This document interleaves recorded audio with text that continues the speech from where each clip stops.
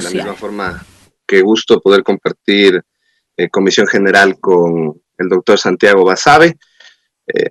Mi nombre es Giuseppe Cabrera y formo parte de la plataforma Politólogos Ecuador. Es una plataforma en Facebook que nos dedicamos especialmente a la generación de opinión y crítica desde las ciencias políticas. Y este es un tema que el año pasado nos ha inquietado, porque la cuestión aquí no es si Senado sí o Senado no.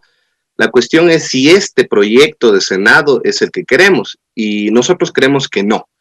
El tema sobre la creación de Senado puede ser un tema interesante, un tema debatible, que además, y lo digo con completa honestidad, que no pase por la demagogia, porque la cuestión aquí no es si yo salgo a recoger firmas ofreciendo la reducción de los asambleístas, probablemente me van a firmar más allá del 1% del padrón electoral. La cuestión es si queremos o no un Senado. No importa a costa de que sea esto, de la creación. Y no puede ser a costa de propuestas demagógicas, sino a costa de si es o no conveniente en términos de política comparada y de teoría política, que creo es el abordaje que debemos darle a esto, porque la Corte Constitucional y el juez Ali Lozada ya se han pronunciado sobre la vía, que es lo único que han hecho, y creo que eso hay que dejar bastante claro. La Corte Constitucional y el juez ponente de ninguna forma están diciendo que es bueno o no tener un Senado. Lo único que en lo cual se pronuncian es sobre la vía, que es la reforma parcial, que deberá ser refrendado a través de un referéndum o una consulta popular en las urnas por los ecuatorianos. Nosotros no nos vamos a dar nuestro criterio respecto a los otros dos puntos de la reforma parcial, que es la eliminación del Consejo de Participación Ciudadana y la autonomía de la Fiscalía, sino exclusivamente sobre el tema del Senado, que es el tema que nos compete por la área de nuestra incidencia. Y el primer tema que a nosotros nos preocupa es un tema que no se debate, porque creo yo que pasa precisamente desapercibido, porque no hay voces que clamen por esto, y es el requisito de los 35 años. En verdad, el promedio de edad de los candidatos por organización política en las elecciones de 2017, todavía no hemos levantado las elecciones de 2021, rondaba en los 41 años y hasta un tope de los 54 años. Significa que, en las listas nacionales me estoy refiriendo, eso significa que ningún partido en realidad tenía candidatos menores a 35 años, y la Asamblea, en su constitución actual, tiene una constitución menor al 5% de asambleístas que tienen menos de 35 años. La pregunta ahí es, ¿para qué hacer una reforma sobre algo que en realidad, una situación que no es existente en este momento? Las reformas legales o constitucionales se dan en la medida de controlar un escenario social que necesita ser regulado. En este caso, ese escenario social no existe porque no hay una mayoría de jóvenes en el Senado, y por el contrario, sí se nos ponen más limitaciones a los jóvenes para participar, que honestamente tener 35 años, 50, 60, 70 años no es garantía de nada.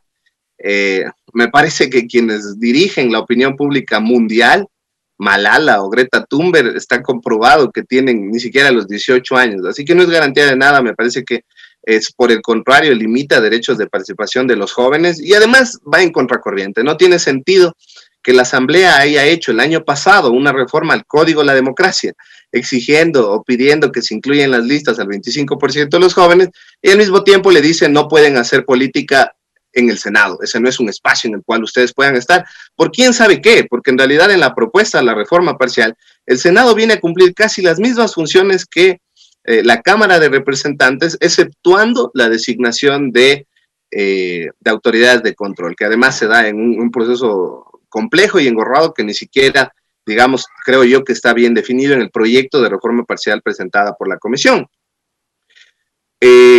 Precisamente, digamos, el Plan Nacional del Buen Vivir en el 2013-2017 para ese legislativo pedía o aspiraba a llegar a una representación del 15%, no se llegó, de los jóvenes, no llegó ni al 5.6%, y por el contrario, en la Asamblea actual, 2017-2021, no llega ni al 4%, que es lo que mencionaba.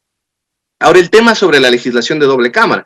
En la mayoría de órganos legislativos donde existen senados, las reformas han ido en contracorriente de lo que se quiere hacer en el país. Esto significa que se le ha quitado facultades al Senado.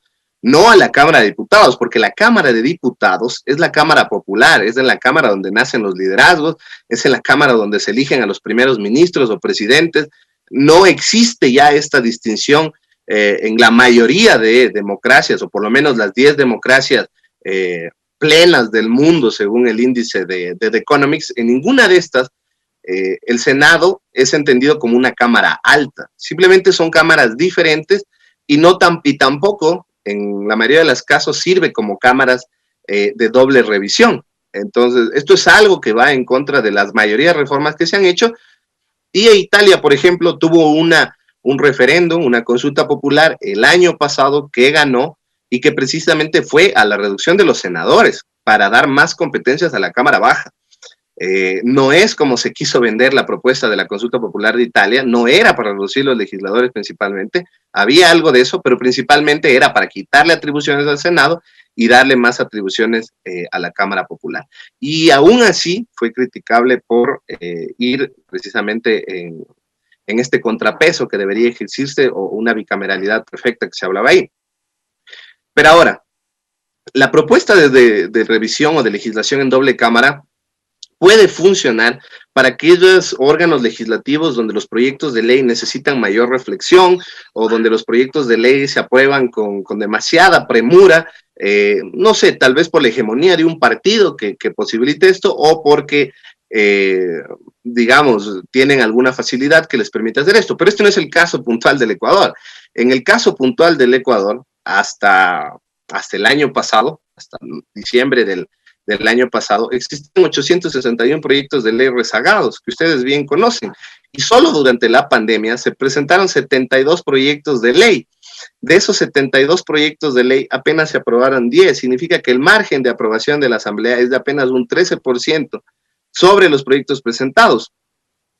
Aprobar la creación de una Cámara, de un Senado, que revise o que sea una doble revisión de la Cámara de la Cámara de Representantes, lo único que va a hacer es ralentizar aún más la aprobación de los proyectos de ley y alejar más a la Asamblea de la ciudadanía. Porque al final los proyectos de ley se entiende que pueden incluso mejorar en condiciones reales la vida de las personas, que es al final lo que creo yo que quieren hacer todos los legisladores. Pero eso no está pasando y, como digo, ralentizar más el proyecto de ley y hacerlo mucho más engorroso con una asamblea que se viene, porque también la asamblea que se viene del 2021 es una asamblea más compleja que la asamblea actual, con 5 bancadas legislativas y una serie de legisladores electos por movimientos locales, pero por lo menos 5 bancadas legislativas y con ninguna mayoría clara. Ni siquiera la Revolución Ciudadana o la Alianza UNES ha logrado una mayoría como para aprobar proyectos de ley sin el apoyo o sin la negociación de otras bancadas. Entonces, va a ser aún más complejo que esta legislatura aprobar proyectos de ley y crear un Senado, como digo, lo único que va a ralentizar este proceso. Me parece que otro tema que siempre, o que está en cuestión aquí, es el tema de la representación. Si nosotros tomamos datos, más allá de la bulla o del ruido que se puede generar en Twitter o en las redes sociales o incluso en medios de comunicación que no hacen una investigación correcta antes de publicar sus estudios, es el hecho de que tenemos muchos legisladores. Eso es una mentira porque Ecuador se encuentra, de hecho, casi al final de la tabla en relación de legisladores en función de cada millón de habitantes. Si tomamos el caso de, por ejemplo, Uruguay, que es uno de los órganos legislativos que mejor funcionan en América Latina junto con Costa Rica, tenemos que ellos tienen cerca de 37 legisladores por cada millón de habitantes, teniendo una Cámara de 129 legisladores, pero una población de apenas 3 millones de habitantes. El Ecuador, por el contrario, se ubica con apenas 137 legisladores, con 8 legisladores por cada millón de habitantes. Obviamente hay una distancia enorme entre 8 y 37 legisladores, y así mismo es el caso de Bolivia, Nicaragua, de la mayoría de los países, Costa Rica, como digo, el mismo Chile, que ha sido tomado como ejemplo, tiene muchos más legisladores y tiene 11 legisladores por cada millón de habitantes. Esto significa que más bien el Ecuador tiene infrarrepresentación en la Asamblea y no sobrerepresentación. Tampoco estoy diciendo que se aumenten los legisladores porque no hay las condiciones políticas, ni sociales, ni económicas para hacerla. Pero creo que por lo menos no se debe tocar y aumentar en lo que sí, que la proporción que incluso se habla de 300.000 habitantes, 300.000 habitantes. Aumentar el proyecto presentado por la Comisión de Institucionalización Democrática habla de un legislador por provincia y uno por cada 300.000 habitantes. Esto significa que toda la Amazonía, todo Galápagos se queda con un solo legislador, porque ninguna provincia de la Amazonía, y quienes son legisladores de esa provincia saben, ninguna provincia de la Amazonía llega a los 300.000 habitantes. Creo que la que más población llega a los 70.000, 80.000 habitantes. Significa que quitarle un legislador va a infrarrepresentar a las provincias de la Amazonía, va a dejar con un solo legislador yo creo que no representa la pluralidad de ninguna provincia, y además va a disminuir también la representación en provincias de tamaño mediano, como Bolívar o como Cañar, que tienen 3 legisladores, y va a dejar con 2 legisladores, y así mismo con la Sierra Centro, que llegan a 4. La cuestión, sobre todo si quieren hablar del tema de la representación, que sí me parece un tema importante que se debe hablar, es por qué están subdivididos en circunscripciones las provincias de Guayas, Manabí y Pichincha. Digamos, eso es algo que no se ve en otros sistemas de representación, y que en realidad en nuestro sistema, que no tiene legisladores territoriales como el caso de Chile, los cuales permanentemente llegan a sus territorios, no tiene mucho sentido, porque ustedes saben que con honestidad muchos de los legisladores electos por el centro norte de Quito o por el centro sur viven en el centro norte y viceversa, o parroquias y viven en otros sectores. Entonces, en realidad, eso no se representa con una representación descriptiva, sino con otras condiciones que me parecen legítimas. No cuestiono que se lancen por otras circunscripciones, pero lo que cuestiono es la división.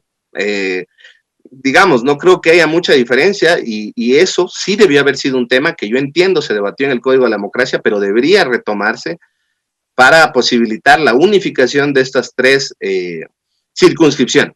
Es ahí donde, por ejemplo, hablamos de legisladores que van de los 12 hasta los 20 legisladores electos, y son ellos los legisladores que en todo caso, digamos, pueden ser revisados en razón de su proporción poblacional, pero obviamente, como digo, sin afectar sobre todo a las provincias pequeñas, que siempre además se quedan a la espera de que sus temas sean incluidos en su agenda. En realidad nuestra asamblea no termina funcionando como un órgano territorial, y esa es, por ejemplo, una de las razones de creación del Senado, y es que el Senado está creado para, especialmente, no siempre, pero especialmente para unificar en un solo Estado-nación a las federaciones. El caso de España, por ejemplo, que tiene varias comunidades y que se encuentran en el Senado estas diferentes comunidades en representación equitativa, porque esa es la propuesta del Senado, que ya no sea en proporción de su población, tal cual como pasa en Estados Unidos o en España, sino en función únicamente de,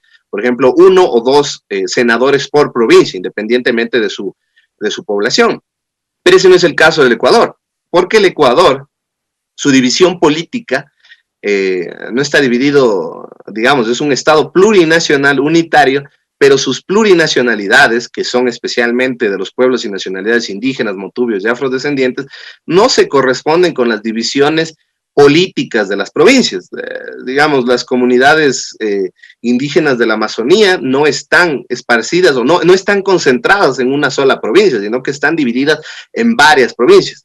Y más allá de la coyuntura actual, que le ha dado una muy buena representación al movimiento Pachacutic, en otras circunstancias de reducirse precisamente legisladores en las provincias que siempre les posibilitan, donde hay mayor población indígena, se quedarían sin representación los pueblos y nacionalidades indígenas. Y obviamente creo yo que eso no es lo que buscaría un órgano que a la final busca representar las voces diversas de pueblos, nacionalidades, diferencias ideológicas en un solo órgano legislativo nacional. Digamos, esos son algunos de los temas que principalmente nos llaman la atención. Lo que sí quisiera también rescatar es algunos temas que yo tengo señalado. Por favor, señor secretario, le pido que si me excedo en el tiempo me avise un minuto antes para ir terminando. Tengo unas anotaciones breves que sí quiero mencionar respecto al proyecto de ley, que creo que sí pueden ser consideradas a futuro. Por ejemplo, el tema de la existencia de los asambleístas, la eliminación de los asambleístas suplentes y su reemplazo por el siguiente candidato más votado. El ejemplo que les puedo dar es el caso, por ejemplo, de España, donde la cual el curul le pertenece al partido. ¿Qué evitamos con eso? El transfugismo político. evitamos que los legisladores electos por un partido pasen a otro partido o incluso se vuelvan independientes, y obviamente haya cierta disciplina partidaria que posibilite la estructuración y la solidificación del sistema de partidos, que nuestro país tiene serios problemas con el sistema de partidos, y es allá donde deberían ir las reformas del Código de la Democracia. Cómo regular la disciplina partidaria, cómo regular además que los legisladores, digamos, es positivo el cambio a listas cerradas, pero no solo pasa por eso, y cómo, por ejemplo, esta reforma que les digo hace que la renuncia de un diputado que se convierte en transfugismo al partido termine siendo la curul al partido, o únicamente la imposibilidad de renuncia.